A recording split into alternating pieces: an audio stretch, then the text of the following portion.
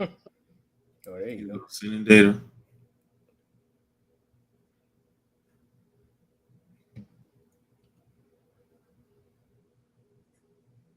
Come on, man. There we go. All praise. I think we live on all platforms now. I think we're live. Yep, it's saying we're live. Yeah. That's Facebook.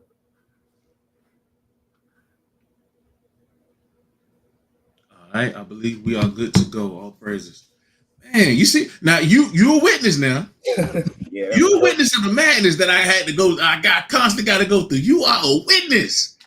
In the mouth of 2 or 3 witnesses, the truth is shown. God Almighty, it's something else, man. The hoops we got to go through to try to bring some truth to our people, man, is sickening, bro. It's sickening. Okay. I'm glad we able to get brothers and sisters on, man. The title of today's class, again, is The Richest in the World. Well, what did they do with it? Riches in the world, what did they do with it? We showed the top 10 so-called richest men in the world, and we brought out the verse Mark 8 and 36, and we realized that we were being restricted on both Facebook and YouTube. Now X or Twitter was working, but Facebook and YouTube we weren't broadcasting to. So we apologize. We pray we rectify the situation. Pray you brothers and sisters can see us online. We're gonna get started again. Well, for the 5th time that we just started. Mark 8:36, brother. It's the book of Mark, chapter 8 and verse 36. For what shall it profit a man if he shall gain the whole world and lose his own soul? So that's a heck of a question. What shall it profit a man that he gain the whole world and lose his own soul? Now, Abraham, that brother gained the world. King David gained the world. King Solomon. Abraham is depicted as a wealthy livestock owner. He had precious metals. He had a family of warriors under his household. Okay, David, he had wealth, he had power, he had the whole nation of Israel that he governed. Solomon inherited that thing. Jacob, he had significant wealth and livestock and land and things of that nature. Joseph, he was second in command to Egypt. Lot was just as wealthy as Abraham. Okay, Job, that brother was wealthy. He was the wealthiest in the East, and then turn around and that wealth was doubled. Boaz, that brother was a wealthy landowner. Okay, Zacchaeus, a rich tax collector. Matthew, another rich tax collector. So our people had finances, but when you look at the list of top or the richest people in the world, they always diminish us and what we've done, and they'll prop up a Muslim, they'll prop up a so-called Jew, a so-called Christian, or whomever. But when you're dealing with money, right? When you're dealing with riches, when you're dealing with land, when you're dealing with livestock, you got to be very, very careful. You got to, first and foremost, you got to understand this. 1 Samuel 2 and 7. Got to understand this. It's the book of 1 Samuel, chapter 2 and verse 7. The Lord maketh poor and maketh rich. For the Lord maketh poor and maketh rich. That's clear. Come on. He bringeth low and lifteth up. He bringeth low and lifteth up. So he raised a nation. He'll diminish a nation. He'll make you poor. He'll make poor, maketh poor, and maketh rich. Okay, but we got to understand something that comes with riches. It's something that comes with riches that a lot of people they brush over. With wealth, man, it's danger. Oftentimes in that thing. Ecclesiastes 6 and 1. Watch this though. It's the book of Ecclesiastes, chapter 6 and verse 1. There is an evil which I have seen under the sun, and it is common among men. A man to whom God hath given riches. Hold on. What did this brother say this evil was? A man to whom God hath given riches. So the evil is a man to whom God has given riches. This is the thing that Solomon seen. And he said, this is an evil. This is an evil. So people boasting about the richest man and this man and this. Well, this brother said this is an evil that he's seen under the sun. A man to whom God hath given riches. Come on. I'm gonna go with the verse. We say, and is common among men. So he says it's common. It's common. This is a common evil. A common evil. Verse 2. Verse 2. A man to whom God hath given riches. A man to whom God has given riches, wealth, and honor, so that he wanted nothing for his soul of all that he desired. So when the Lord gives a man riches, wealth, and honor, that he don't want nothing else. He don't need nothing else. When it says want, that means he don't lack nothing else. That's a great evil that Solomon said he's seen under the sun. That's crazy to think about, because our people are striving for that evil. Y'all see how the world is twisted now? How the world got you striving for this evil here? That's what you think about that, bro? Yeah, man, because when you think like you don't need the Lord, that's when you're in trouble. You think you got it all. You don't need the Lord no more. You good. Man, it's the song that I listen to, man. This brother said, let me fail if it means that I don't trust in you, bro. Trust in you, Lord. Let me fail. Because I don't want to ever feel like I don't need you. I don't want to, like, we got to get it in our mind to never want to feel like we don't need God. We don't need our powers. Because in that instant that you feel like you don't need the Lord, you are in trouble. Not just trouble, you are in trouble. It says, Solomon said this great evil. Read 1 and 2 again. We gotta let this sink in, man. It's the book of Ecclesiastes, chapter 6 and verse 1. Mm-hmm. There is an evil which I have seen under the sun, and it is common among men. So this evil he's seen is a common occurrence that he's seen amongst men. What's that common occurrence? Read. Verse 2. A man to whom God hath given riches, wealth, and honor, so that he wanted nothing for his soul of all that he desired. Yet God giveth him not power to eat thereof, but a stranger eateth it. This is vanity, and it is an evil disease. So the getting of riches, the getting of monies and things of that nature, it's evil. And the nations boast about that thing. The lifestyle of the rich and famous. They boast about who has the most riches, or who is the richest nation, or the nation with the most resources. Don't they boast about that? Yeah. So go ahead. No, they want to be on the Forbes list. On the Forbes richest list and things of that nature. And they make that evil that Solomon seen, they make it seem as though it's a good thing. Solomon calls that thing evil. He calls it evil, man. Give me Wisdom of Solomon.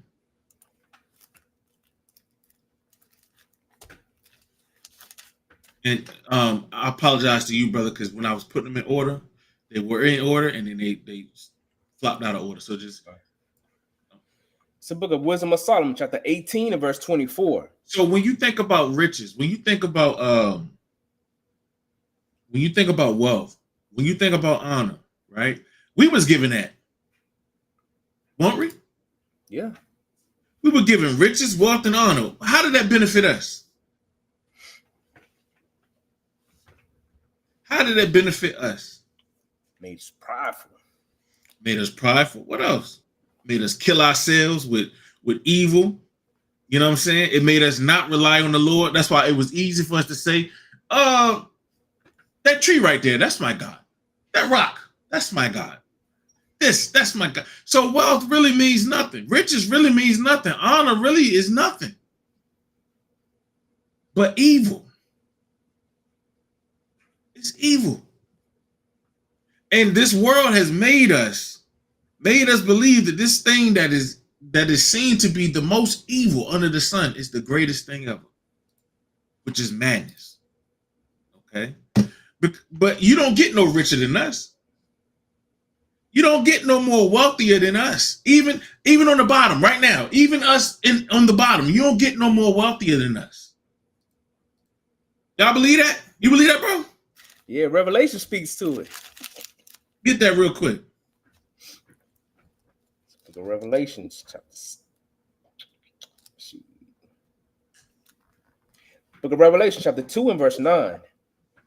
I know thy works in tribulation and poverty, but thou art rich. I know your tribulation.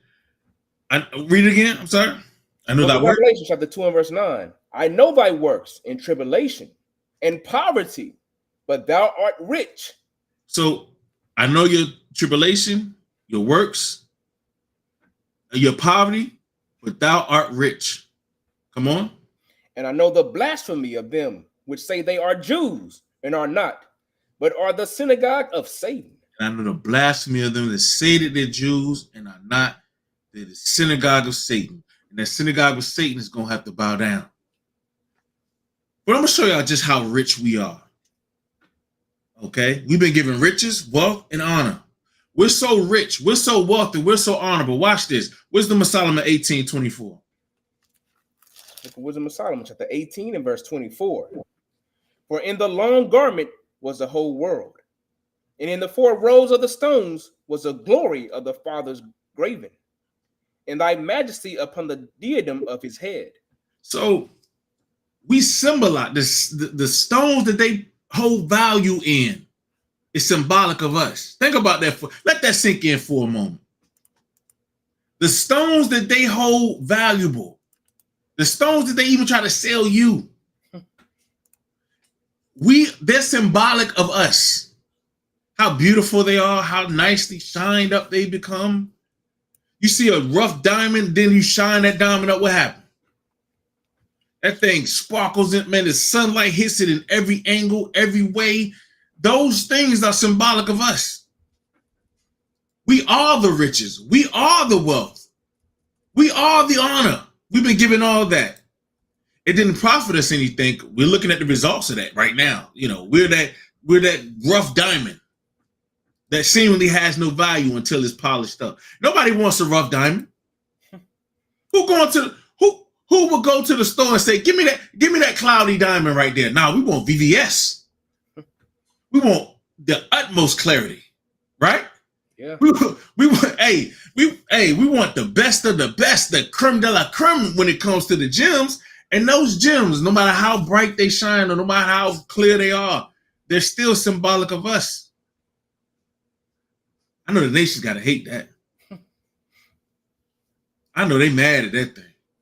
We are symbolized as those stones, us, the children of Israel. All praise to the Most High. Exodus 28. It's the book of Exodus, chapter 28. We're going to bounce around just a little bit. Exodus 28. You start at verse 1. Verse 1. And take thou unto thee Aaron thy brother, and his sons with him, from among the children of Israel, that he may minister unto me in the priest's office, even Aaron. So their job is to minister in the priest's office. Okay, come on. Even Aaron, Nadab, and Abihu, Eleazar, and Ithamar, and Aaron's sons. And thou shalt make holy garments for Aaron thy brother, for glory and for beauty. So these garments, I don't know if y'all recognize this or not, or realize this or not. The garments that Aaron and us and the children of Israel had, all the nations copied that thing. Every time we make garments, all the nations copy that. All the nations try to make it like us. Okay? Just look through our history. If you think I'm lying, just go look at history. Come on. Verse 3. And thou shalt speak unto all that are wise-hearted, whom I have filled with the spirit of wisdom, that they may make Aaron's garments to consecrate him, that he may minister unto me in the priest's office. During this time, were the people wearing garments like these? When they seen Aaron's garments, do you think the nations tried to emulate these garments? I need y'all to ask yourself that question. When you seen the children of Israel walking around, when they could glimpse and see what we was doing in our land, y'all don't think they copied what they saw? Emulation. That's the highest form of flattery, isn't it? Yeah. And many nations tried to emulate us. Even to this day, in our base state, they still try to emulate us. And then think about this. The garments that we try to purchase for like Passover and all these different high holy days and stuff like that, they start making that a market and selling it as though it's their stuff. Our people will go and look at the nations and say, "Ooh, look at the Indians, how they dress. I want a garment like that." Meanwhile, they got that style from you. They stole it from you. They plagiarized it. Come on. Verse 4. And these are the garments which they shall make: a breastplate, and an ephod, and a robe, and a broidered coat, a mitre, a metri, and a girdle. And they shall make holy garments for Aaron thy brother, and his sons, that he may minister unto me in the priest's office. Verse 5.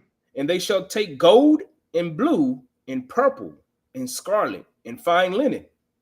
And they shall make the ephod of gold, of blue, and of purple, of scarlet. And when it says to make it of gold, they're adding pieces of gold in there. Man. They're adding gold within the in the fibers of the actual garment, the actual linen. Make the ephod of gold, of blue, of purple, of scarlet. Come on. And fine twined linen with cunning work. And it shall have the two shoulder pieces thereof joined at the two edges thereof. And so it shall be joined together. And the curious girdle of the ephod, which is upon it, shall be of the same according to the work thereof, even of gold, of blue, and purple, and scarlet, and fine twined linen. And thou shalt take 2 onyx stones, and grave on them the names of the children of Israel. So the onyx stones, again, these stones are symbolic of the children of Israel, of us. What stones on this earth hold the most value right now? Many would say the diamond. Many would say the rubies. Do a search for me. The most sought after jewels.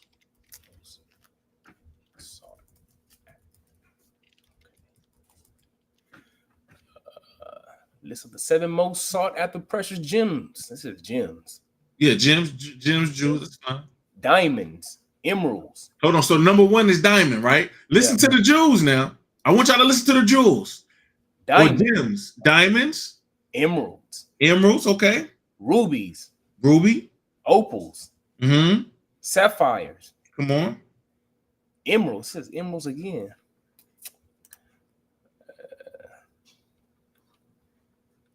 It's the Oppenheimer blue. I don't know what that is.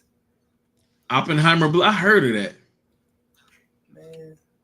So these are choice gems or choice stones, right? Yeah. Okay. Now in this girdle, we got onyx stones first and foremost, right? Mm-hmm.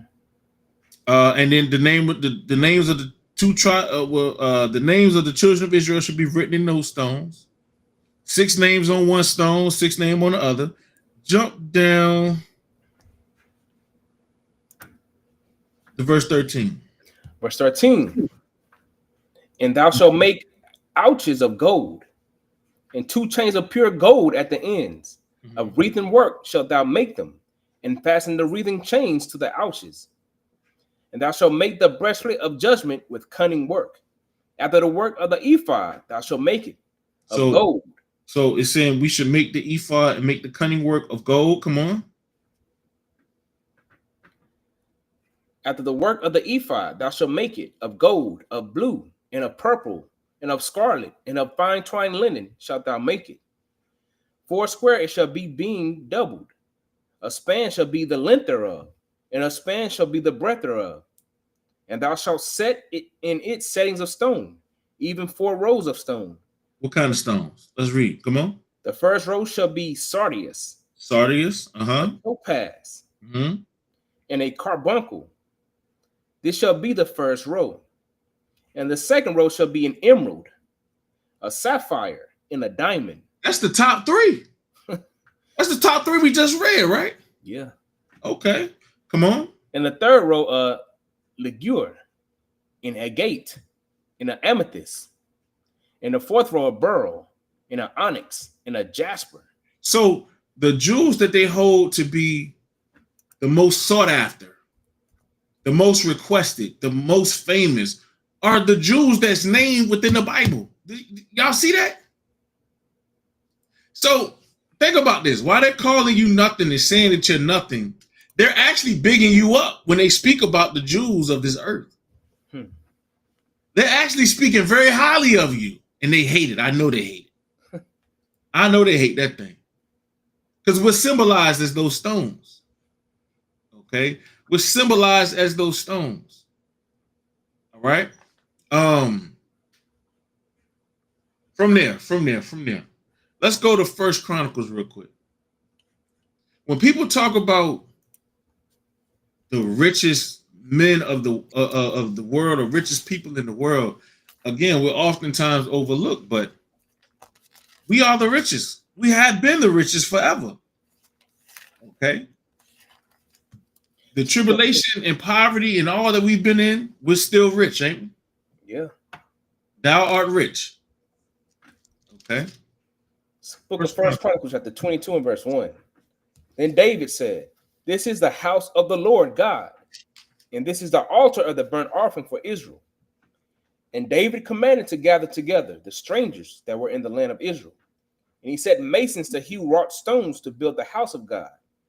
And David prepared iron in abundance for the nails for the doors of the gates, and for the joinings, and brass in abundance about weight. So it says without weight. So you couldn't even measure the cost of these things. It was so much. Watch this. Come on. Verse 4. And cedar trees in abundance. For the Zidonians and they of Tyre brought much cedar wood to David. And David said, "Solomon, my son, is young and tender, and the house that is to be builded for the Lord must be exceedingly magnificent, of fame and of glory throughout all countries. I would therefore now make preparations for it." So David prepared abundantly before his death. So David prepared the resources for the temple before he died, right? And he allocated certain resources to the temple before his day of death, before he slept with his fathers. Watch this. Come on. Verse 6. Then he called for Solomon his son, and charged him to build an house for the Lord God of Israel. And David said to Solomon, "My son, as for me, it was in my mind to build an house unto the name of the Lord my God. But the word of the Lord came to me, saying, Thou hast shed blood abundantly, and hast made great wars. Thou shalt not build an house unto my name, because thou hast shed much blood upon the earth in my sight." So David was bloody. He said, "Nah, I don't need your hands building my temple." He said, "I don't need your hands building my temple, brother." He said, I'm gonna give that charge to your son. Your hands too bloody. You just spilled too much blood upon this earth. Come on. Verse 9. Behold, a son shall be born to thee, who shall be a man of rest, and I will give him rest from all his enemies round about. For his name shall be Solomon, and I will give peace and quietness unto Israel in his days. So Solomon ain't had to worry about war and things of that nature during this time. The Lord gave us peace during those days, right? Watch this. Jump to verse 14. Verse 14. Now behold, in my trouble I have prepared for the house of the Lord 100,000 talents of gold. Now, I had to look these prices up. 100 talents of gold. Y'all know how much that is the equivalent of today? I wanted to paint the picture, because I'm tired of hearing about Mansa Musa and all these bastards that so-called rich, was so-called the wealthy on this earth. We were. And the reason why, we fell so hard is because it's an evil thing to be that rich, that wealthy, and that honorable, as we read earlier. But 100,000 talents of gold is $45 billion, the equivalent of $45 billion today. Man. 1,000 talents of gold, 100,000 talents. I'm sorry, 100,000 talents of gold is the equivalent of 45 billion. Go ahead. And that's just what he set to the side. Right. That was just for the temple. Man. That's not counting the palace, the you know what I'm saying, all of our nation. And I'm gonna show y'all something too, because Solomon had riches. Remember Queen of Sheba? I've brought out many times how she came and wanted to see Solomon's temple and see how we conducted ourselves, how we ate, how we dressed, how we did everything. Remember, we went over those things. But 100,000 talents of gold, again, is equivalent to $45 billion today, right? Come on. And 1,000 talents, I'm sorry, and 1,000 talents of silver. So 1,000, for those that don't know, when the Bible says 1,000, that means 1 million. 1 million talents of silver. So that's equivalent to $10.8 billion today, which is crazy. That's when you think about it, it's like, dang, that's crazy, right? Come on. For it is in abundant. I'm sorry. In a brass and iron without weight. So we weighed the talents of gold and silver. We knew how much talents of gold and silver was, but it says in brass and iron without weight. It was no price on that. So you're looking at, what's that, 55 billion, 0.8? And that's not even counting the cost of the brass and the iron that's without weight. Come on. For it is in abundance. It was in abundance. It was just so much you couldn't even measure it. You couldn't even measure it. Come on. Timber also and stone have I prepared.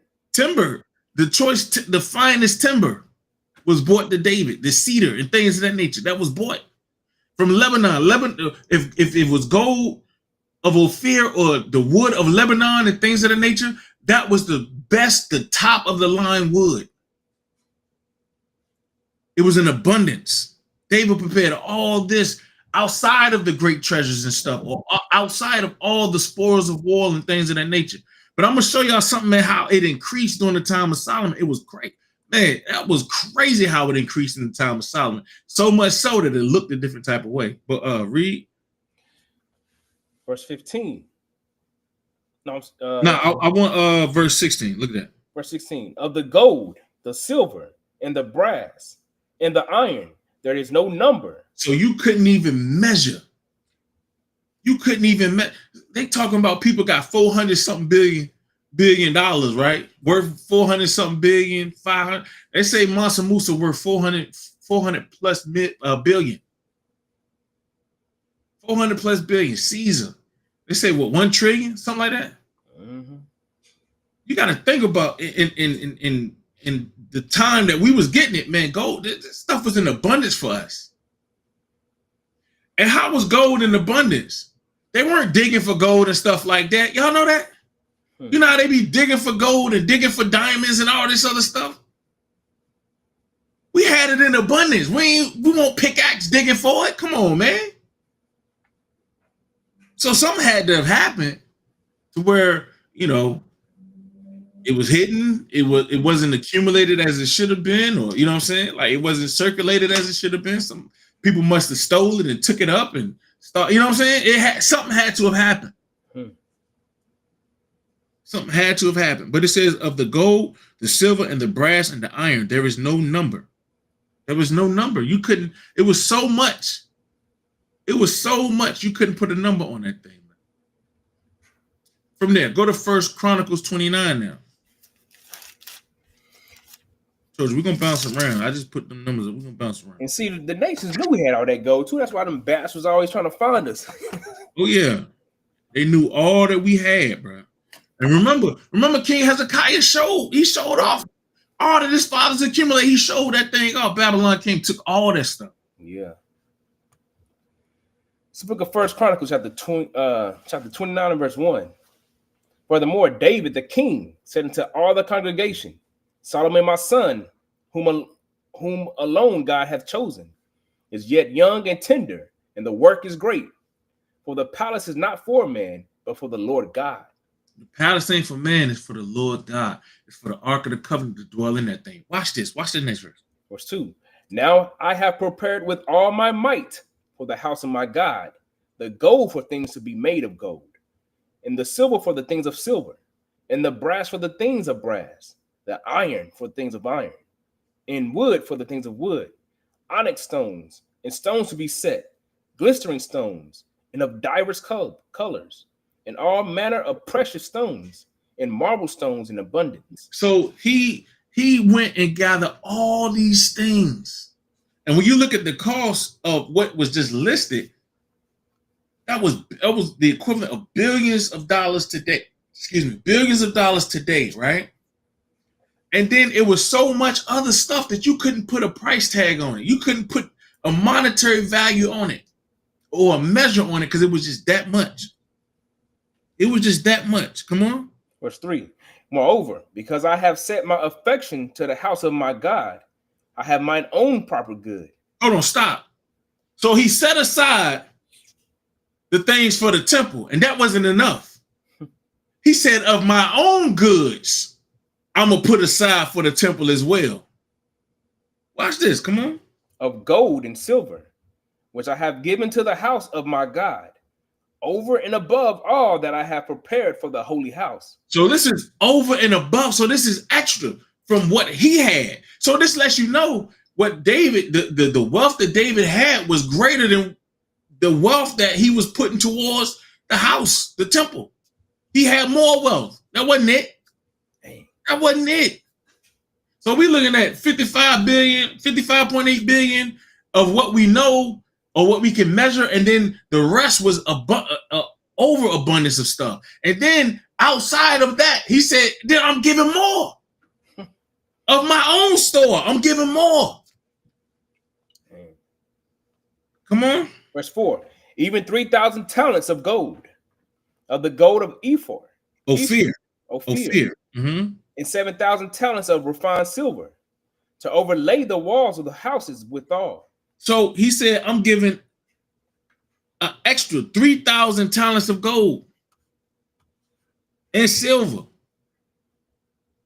The gold and the silver for all the things that need to be overlaid and things of that nature. They had enough. He gave more than enough so we wouldn't run out. More than enough so we wouldn't run out. Okay, so he went above and beyond the gold and silver. He went above and beyond the precious jewels, the glistering jewels, the glittering jewels and things like that. He went above and beyond that thing, man. See, and then Solomon inherited those things, right? And he added even more. Go to 1 Kings chapter 10. 1 Kings chapter 10, verse 14. Look at 1 Kings chapter 10 and verse 14. Now the weight of gold that came to Solomon in 1 year was 606 talents of gold. I want you to Google that real quick, bro. It says the weight of gold that came to Solomon in 1 year. So every year he received how much? 606 talents of gold. 666 talents of gold a year. 6 talents. How much is that? The equivalent of that in today's measure. Ain't gonna make it easy. Ain't gonna make it easy. You already. That's over $1 billion a year. It's 22 tons. It's over $1 billion a year. Now think about that for a second. Every year, after all this was accumulated, every year, 1 billion every year. Solomon renting for a little bit, didn't he? And then he got all the stuff. Read verse 15. That wasn't it. He had singers. He had a navy, and this was the navy bringing this gold. This was just the navy's portion bringing him gold. 1 billion a year. Just the navy. This ain't everything else going on. This ain't trade. This ain't this. This ain't that. This is just the Navy itself. Man. 1 billion a year just from the Navy. Read verse 15. Verse 15. Beside that, he had the merchantmen and of the traffic of the spice merchants. So this ain't even, so that was gold. Now he's talking about spices. He had trade markers and things set up to trade spices. Come on. And of all the kings of Arabia and of the governors of the country. So he was trading with the Arabians. He was trading with all the kings of the country. He had many trade routes. So that we had different types of spices that weren't even, indicative of our lands. We had different types of spices. That's why, in China, they have different types of spices. In Arabia, they had different types. And, in Canaan, they had different types. So we had spices from all over. He had a very diverse palate. He was making all kinds of meals. Had all kinds of flavor. But guess what? The world won't tell y'all that. They're going to tell you there's somebody that has no flavor that came up or made these things. Yeah, this set of flavor came from these people. Nah, it came from us. So Solomon was receiving spices and all sorts of merchandise. And from the Navy, they was bringing them gold from all over the world with an equivalent value of what? $1 billion at least. You mean to tell me our foreparents weren't amongst the richest of the world on this earth? What? Yeah, they didn't even mention them. They ain't even mention our forefathers on that thing, man. We are the richest. Those jewels and stuff that they accumulating, that they holding, telling you there's value and stuff in, that's symbolic of you. You are the richest. So how can we are the list? We are the list. We had so much rich. Let me show you how much riches we had. Jump down to verse 27. Watch this. 27. And the king made silver to be in Jerusalem as stones. So silver was so in abundance, it was just like stones. You know how you see stones and pebbles and stuff like that? You know how you walk out your house and you see dirt and rocks and stuff? That's how much we had silver. Think about that for a second. That's how much we had. That's how much silver that we had. It was as common as pebbles and stones. Come on. And cedars made to be as the sycamore trees that are in the vale for abundance. And cedar, because cedar was one of the choices of wood. It said it was as the sycamore trees, which were a common tree. See, cedar was rare. Okay, the sycamores were more common. So we had cedar trees or cedar wood. Remember, David said, "I'm in cedar, and the ark is in curtains." He was mad about that thing. But the cedar wood was like the top of the line. That was the best wood. Like, what's the best wood you can think of today?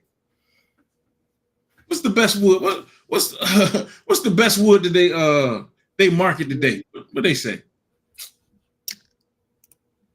I ain't no wood aficionado. Let's see. Top wood. More sought after wood. Walnut, cherry, mahogany, maple, oak, poplar. They say teak. Teak is the most sought after. Followed by African blackwood, Brazilian rosewood, sandalwood, pink ivory, lignum vitae. Ain't never heard of half of them. Okay, but they're the most expensive woods on this planet. African blackwood is the priciest of them all. That's the highest. African blackwood, they say, is the highest cost wood, the highest wood that you can buy right now. African blackwood is more than cypress, mahogany. That's some good mahogany. I remember mahogany. Yeah, mahogany. It was well sought after. Mahogany, cypress from the cypress trees. Yes, sir. But they say the African blackwood right now is the most expensive wood on earth. That's what cedar was during this time. Cedar was seen as the most expensive, and that's what we had. We had the best of everything, man. We had the best of everything. But what happens when you have no want of nothing? What happens? Read that again in Ecclesiastes, bro. 6:1. Read that one more time. You had the best everything. Come on. It's the book of Ecclesiastes, chapter 6 and verse 1. There is an evil which I have seen under the sun, and it is common among men. A man to whom God hath given riches, wealth, and honor, so that he wanteth nothing for his soul of all that he desireth. So he wanted nothing for his soul that all he desires. You got everything you want. You have the best of everything. The Bible calls that a great evil. The wisest man on this earth, the wisest man to walk this earth, called riches, wealth, and honor a great evil. That's something we got to realize. We had the chiefest of everything, the best of everything, an overabundance of all things. None of our people lacked. Everybody was taken care of. Everybody dressed good, looked good, smelt good, ate good. They were good, beautiful. In all the nations, they revered us. They envied us. Okay, they envied us. And so much so that they tell you that we're nothing now, right? But then they lift up the things that we are, that's symbolic of us. The diamond, the carbuncle, the ruby, you know what I'm saying? The amethyst, all these things, the choice woods, that's us. That's us. Okay. 2 Chronicles chapter 9.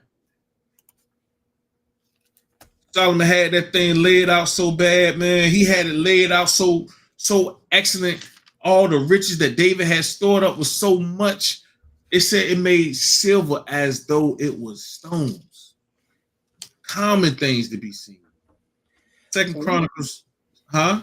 So you got to think about it. You know, when you now look back at when they were destroying our temples, they were jealous of that thing. They envious. You know, we got to destroy that thing quick. They was taking things. They was envious, trying to destroy it. You know, when somebody they're envious or they're mad at you or they want something that you have. You know, y'all know how they act. Like you said, they was trying to, man, destroy it, race it. That's why they were so adamant.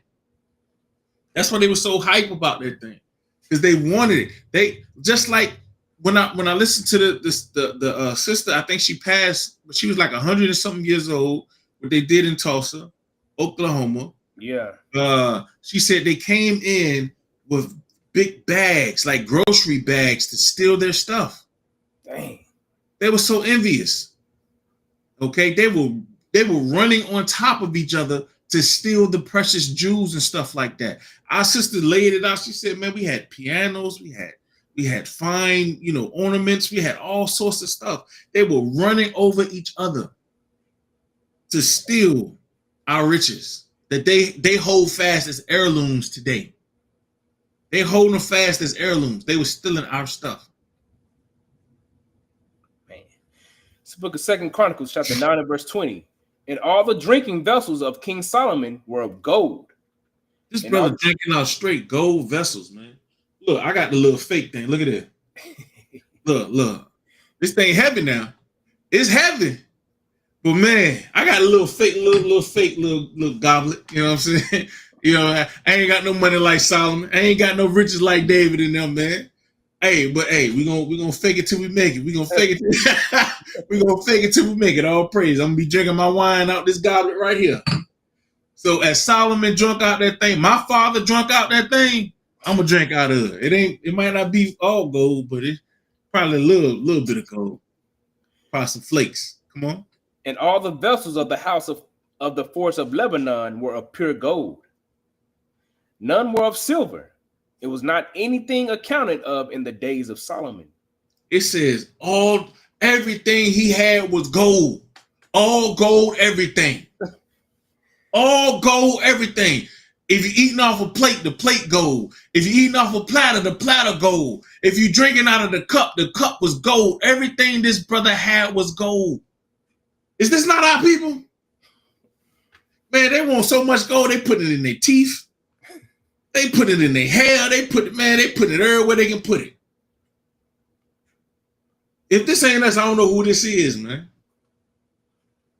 The ornaments, how we decked ourselves out in the mitri, it was embroidered in our clothing. It was sprinkled on the brother's hair, in his locks. Man, come on, man. It said everything was gold. Nothing was silver. He said, man, no, I need everything gold. You mean to tell me everything that in the kingdom was gold, but yet he ain't the richest on this earth? Man. In the attempt to diminish, when you read through the Bible, you got to understand who the purest of gold is. We got to understand that thing, man. Give me Isaiah 13:12. Gotta hear that. Gotta hear that thing. Isaiah 13:12. This brother said it was nothing in there that wasn't gold. It's the book of Isaiah, chapter 13 and verse 12. I will make a man more precious than fine gold, even a man than the golden wedge of Ophir. Remember, we just read about that gold of Ophir, how precious it was. That was the top of the line, top gold. Yeah.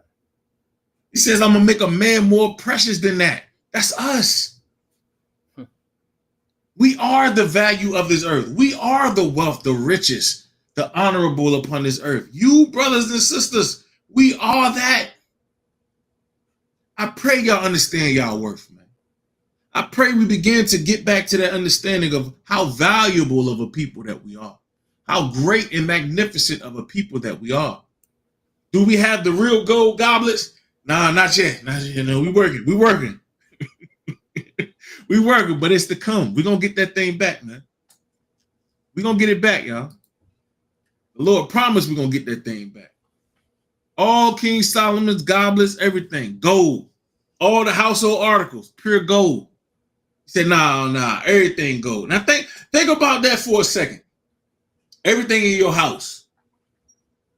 Think about your house. Now, when we think about our houses that we live in, we accumulate stuff in there and we really don't understand the true value. That's why, like, if something happened to somebody's house, they tell you to take pictures of all your stuff so that they can put a value of your stuff on there, right?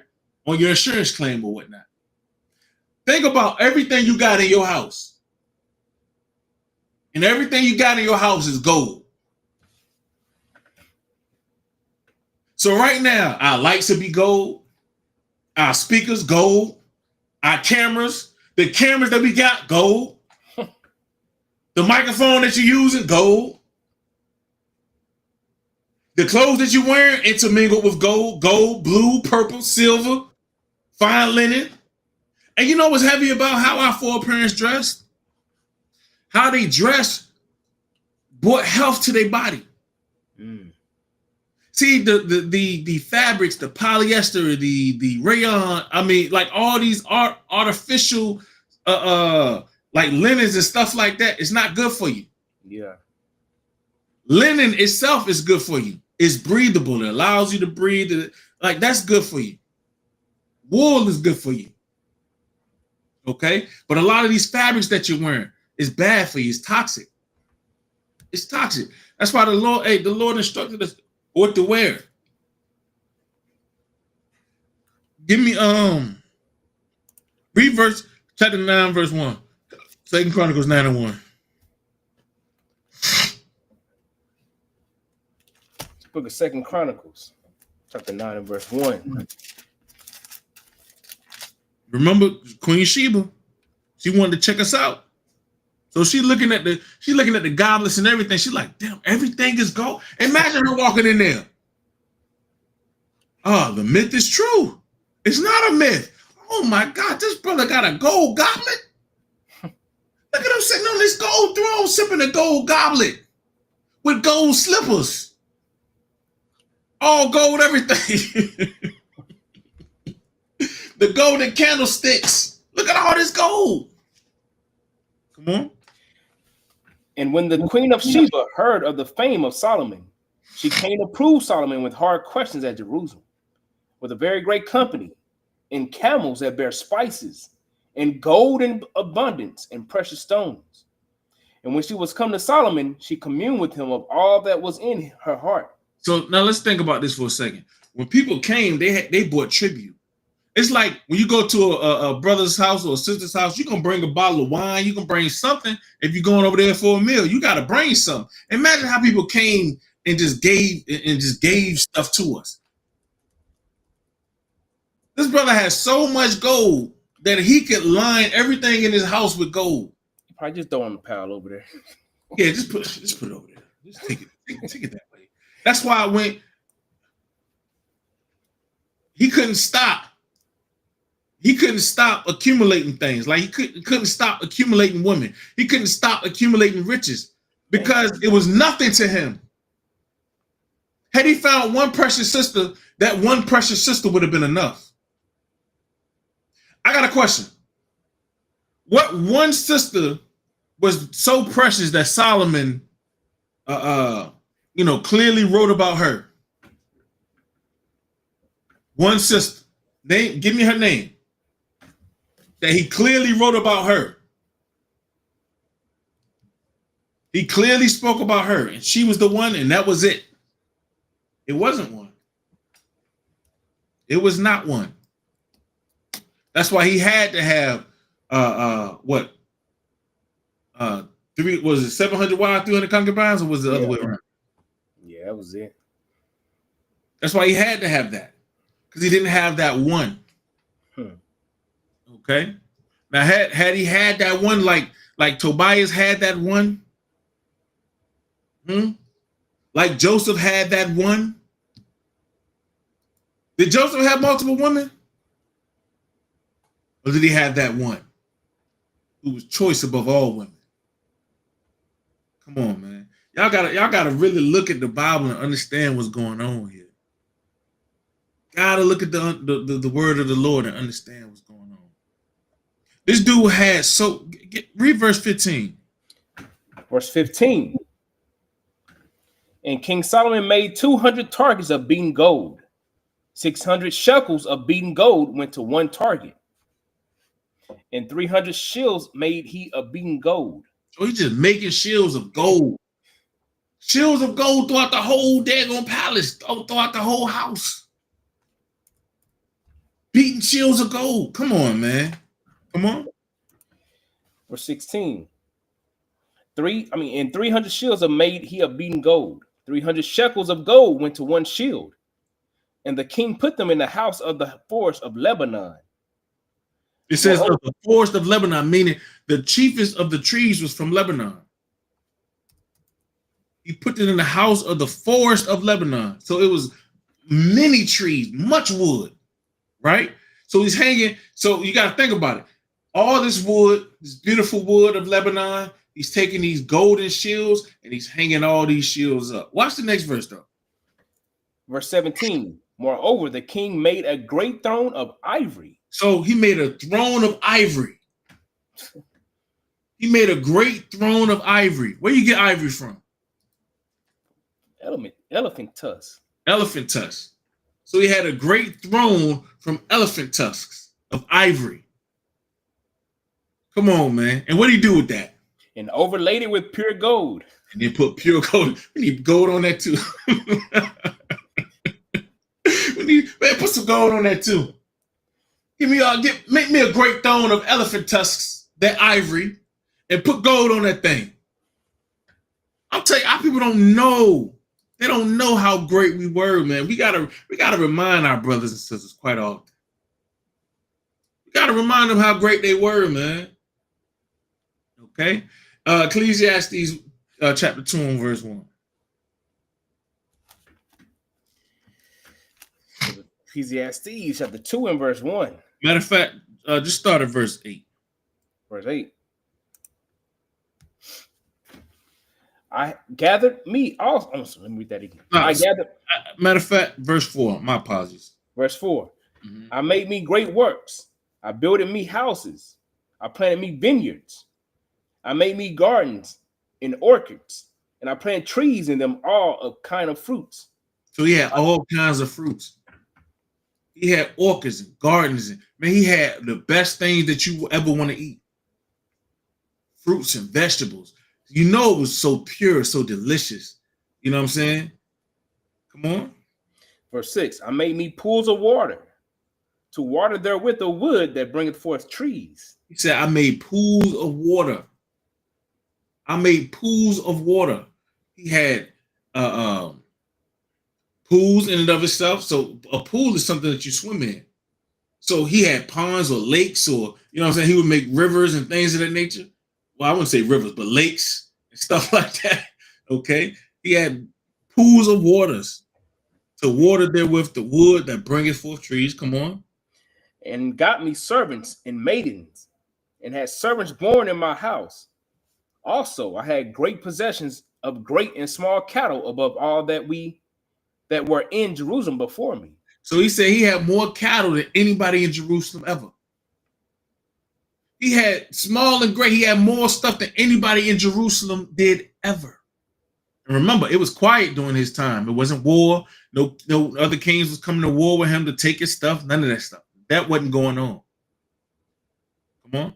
Verse 8, I gather me also silver and gold, and the peculiar treasure of kings and of provinces.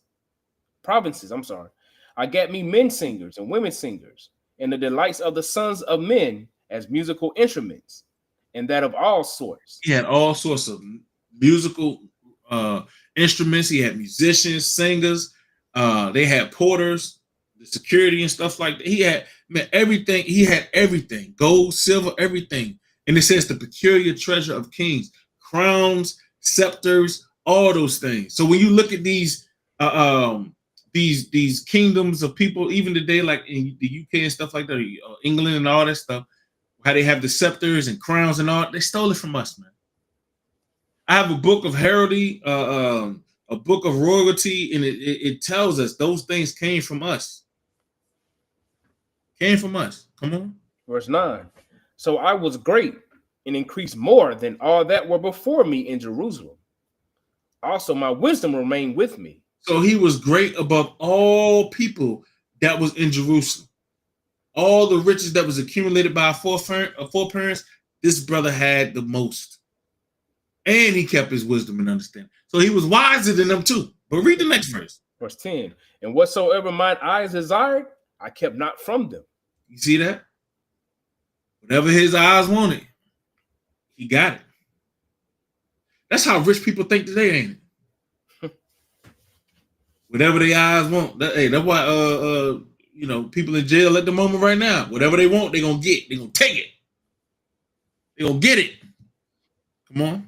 I withheld not my heart from any joy, for my heart rejoiced in all my labor, and this was my portion of all my labor. And he's saying, my. Now he's thinking he don't need the Lord. Because remember, he gave himself over to what? Madness and folly. So he gathered all these riches, okay, and had them for quite some time, and then started doing evil. So he took the same gold and silver and things of that nature, and what he started to do? Build houses to other gods. Mm-hmm. Build houses unto idols. We are the wealth, the riches, and the honorable upon this earth. And I hope everybody understand that. I hope everybody understand it. I hope that's clear in the hearts and minds of everybody. Because Abraham, that brother had great riches. Mm-hmm. That brother had so much. He was a multi-billion dollar businessman.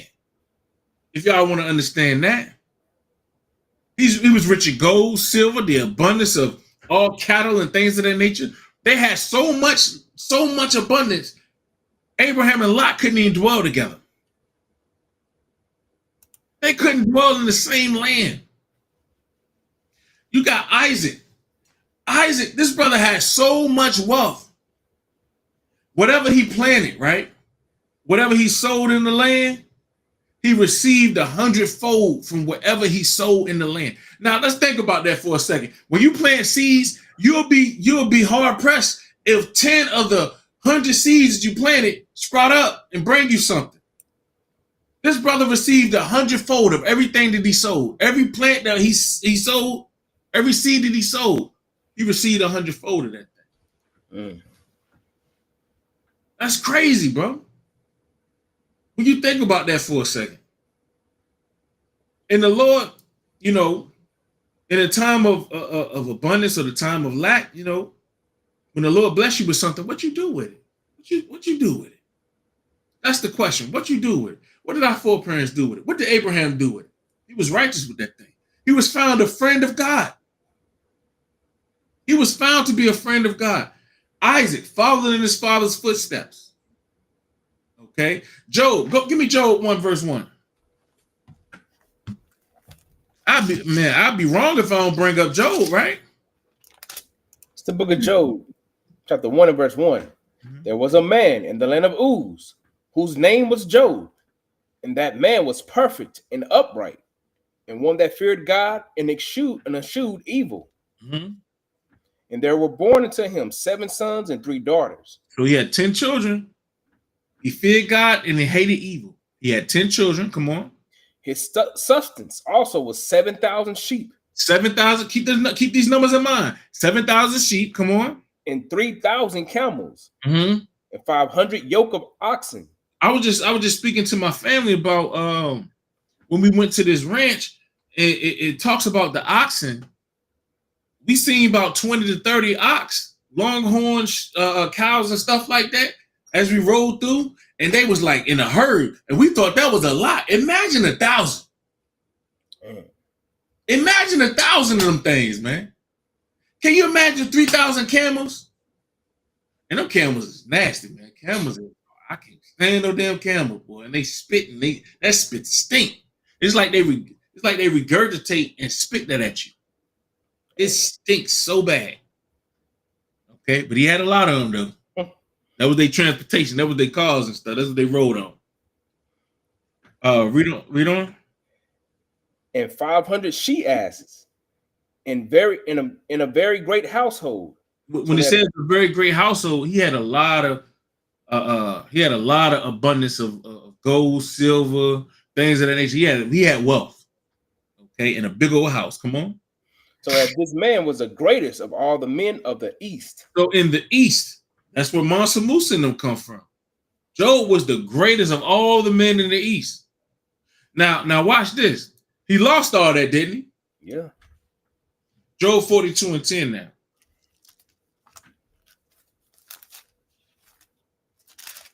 It's the book of Job, chapter 42 and verse 10. And the Lord turned the captivity of Job when he prayed for his friends. Also, the Lord gave Job twice as much as he had before. So the Lord gave Job twice as much. So he had more than everybody in the East. He was the richest man in the East.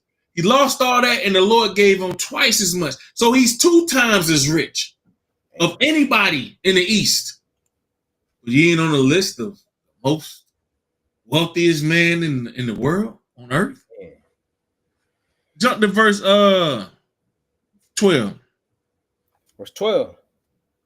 So the Lord blessed the latter end of Job more than his beginning, for he had 14,000 sheep and 6,000 camels and 1,000 yoke of oxen and 1,000 she asses.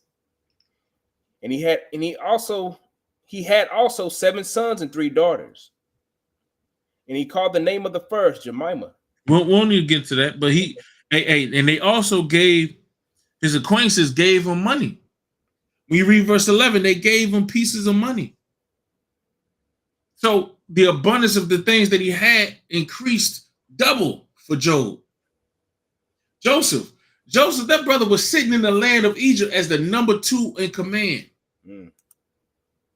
And he gathered all. See, one thing people don't understand about riches or wealth and honor, riches can run out. Wealth can run out. Y'all know that, right? Yeah. Honor can run out. All those things can run out.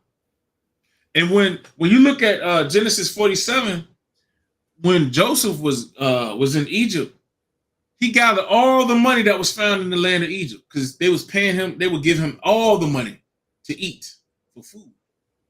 The money ran out. Yeah, the money ran out. He had everybody's money in Egypt. Everybody that was coming outside of Egypt to get goods, he had all their money too. But the money ran out. The people still wanted to eat. Mm-hmm. So they started bringing their ox, their cattle. They started bringing all that stuff. This is how Egypt became. Listen, you can't speak about a great nation without speaking. Man, Mali was nothing compared to Egypt. Let's just be honest. Let's just be honest. Okay? Because everybody was coming far and wide to go and buy up Egypt. That's why Egypt is still spoken of today as something great. And the second in command was an Israelite brother, just like you and I. And people, they ran out of money. They ran out of cattle. They ran out of stuff to bring this man to the point where they were selling themselves. They said, listen, I ain't got no more money. I ain't got no cow, no oxen, no nothing. All I got is me. And you got me. Just feed me. Make sure I don't eat. You got me. They were selling themselves. Damn. They were selling themselves. So you mean to tell me we're accumulating people, we're accumulating oxen, we're accumulating monies, we're accumulating all these things, and we ain't on the richest list ever? Not never? Does that make any sense? Give me Proverbs 10, verse 22. All it is just another tool to keep them as supreme. If you got them on the list, you'll start looking at them still as the guys that they trying to portray themselves to be. If they list Abraham, they list Isaac, they list Joseph, they list Solomon, they list David, it'll lead the people to them. Yeah. People talking about Mansa Musa. He's a Muslim. He ain't even of your lineage. They saying he Israel. A lot of people say he Israel because he was in Mali. He was a Muslim. It wasn't like he was keeping the commandments and telling you what thus says the Lord. People will lift them up. They writing books about him and how great he was and how much riches he had, and it was unmeasurable. They said that his riches were. That means you don't know. Like, people need to stop lying, man. That means you don't know. It means you guessing, bro. His Bible comes with receipts. We clearly read through it. Exactly. It comes with receipts, man. And people don't know what riches truly is. We're going to show you. I'm going to end it on Proverbs 10 and 22. I'm going to show you exactly what true riches are. It's the book of Proverbs, the 10 and verse 22. The blessing of the Lord, it maketh rich. What that say? The blessing of the Lord, it maketh rich. So what's the true riches upon this earth? The blessings of the Lord. Well, I read about the blessings of Abraham, the blessings of Isaac, the blessings of Jacob, the blessings of the children of Israel. I don't read about no other blessings from nobody else. Who else got blessings? Who else received blessings, bro? Do you know? Maybe I skipped over those parts where it said everybody else had blessings. Read that again. The blessing of the Lord, it maketh rich, and he addeth no sorrow with it. So the blessings of the Lord, it maketh rich, and he addeth no sorrow with it. Okay. Like the brother said, the Bible has receipts, man. People making these top 10 lists of the richest people and who got the most, who's on the Forbes and this, that, and the third. Man, that's nothing. That's nothing. People looking at the mansions and the yachts that they own. I bet you our boats, our Navy would look better than the yachts that they make today. I bet you. Technology might be what they say is better today, but I bet you, they were sturdy and they were good. Yeah. Come on, man. But again, the richest, what they do with it? Huh? What Bill Gates doing with his riches? Trying to kill y'all. Yeah. What did Abraham do with his riches? Try to heal y'all. What David do with his riches? Try to restore the kingdom and give honor to the Ark of the Covenant and to the Most High God in Christ. Same for Jacob, same for Joseph, same for Lot, same for Job. Okay, same for Zacchaeus, same for Matthew, all the followers of Christ. Same thing, man. All right, but don't let nobody lie to you like we ain't them people, like we ain't the richest. Okay, but with that riches, with the blessings of the Lord, what you gonna do with it? That's the question. That's all I got for today's class. Again, man, we was able to pull through, man. I feel accomplished. What about you, bro? We was able to fix the issue, able to get it together. Bro, witness the issues that I've been having and experiencing. You witnessed that thing. All praise, man. We was able to get that thing rectified. Bring forth a class for y'all brothers and sisters today. So all praises for that thing. Thank y'all for tuning in. Do we have any questions? If you got anything to add, bro? I think we got to bring out this scripture, Ecclesiastes 7 and verse 12, bro. Because when you think about it, you mentioned about how we look at money, right? But Ecclesiastes 7 and verse 12 says, "For wisdom is a defense, and money is a defense. But the excellency of knowledge is that wisdom giveth life to them that have it." So that wisdom that you have, man, you're gonna understand that money is gonna be burned up, but that wisdom of you keeping the commandments, you following the Lord, it's gonna lead you to that eternal life. And that's why in Revelation it speaks that we're rich, even though we're in poverty, we're rich because the kingdom is ours. Right. Our praise to the Most High for that too. That's why the next verse say, "Consider the work of God." Right. That's why I say that thing. Consider the work of God. Everybody considering the riches of this world, not knowing that the blessings of God is the true riches. Okay. And while money definitely is a defense, it's needed. But if you tell people, see, because Paul ain't asked people to give alms. He said, "No, you going to give alms." He ain't asked a damn thing. Like, historically, when you look at our foreparents, they didn't ask you for anything. They told you what to do.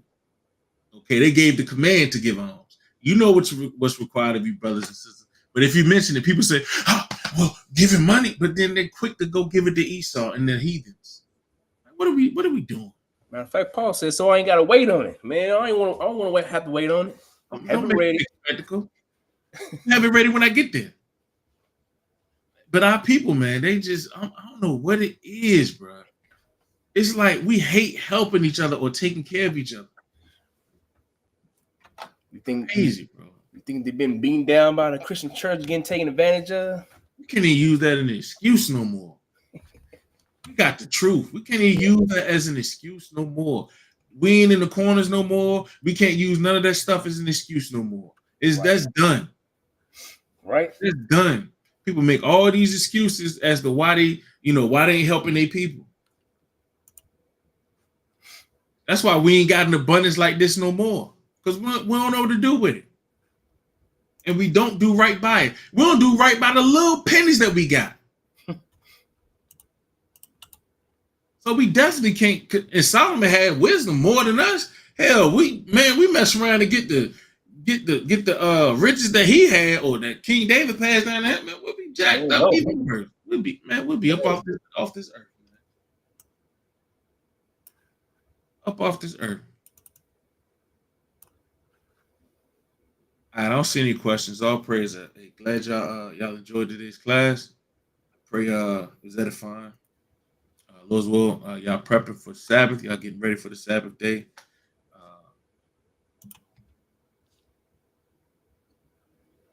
Bro said people got alligator homes. Don't forget, weekly class is Tuesday and Thursday, 9:30 p.m. Eastern, 12 p.m. Eastern time on Sunday. And 6:30 p.m. for the Sabbath class. It's still a go. So Lord's will catch y'all on the Sabbath if life lasts and the Lord allow. But until then, shalom, family, peace, and blessings to you all.